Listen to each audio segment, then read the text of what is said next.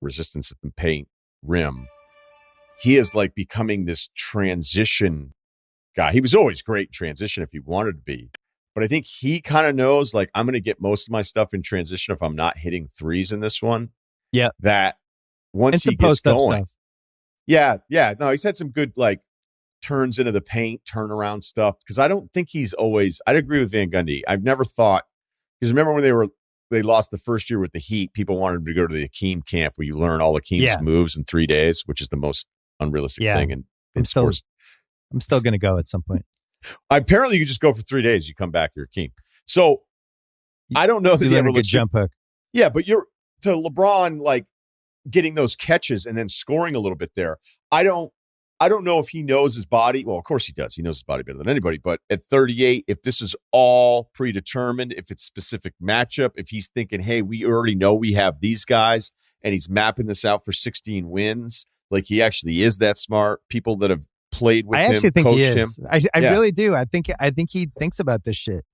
I remember, I think I've told this story before, but there was a story about Brady who had been in so many Super Bowls that he figured out the science of exactly when to peak during the Super Bowl game.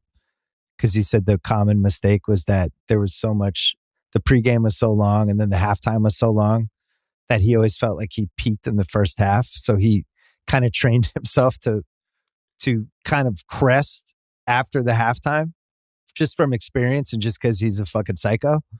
And I do think with LeBron, like he must think about this shit where it's like, all right, we're going to, second quarter, we'll have that lineup with the guards. That's when I'll push the ball and try to change the pace. And I don't know. I think the guy, I've said this for 10 years. I think the guy really is like a basketball genius. I think Magic was, and I think Bird was. I think Jokic might be too. I don't know if he's sense of the moment, kind of big picture levitating above games like those guys, but I think there's like a real genius with how those guys approach basketball. And watching, like if LeBron can make the finals again and keep his body, you know, if he can just even keep his body healthy and productive and efficient with how old he is and how many miles he's on, I think it'd be one of the great accomplishments.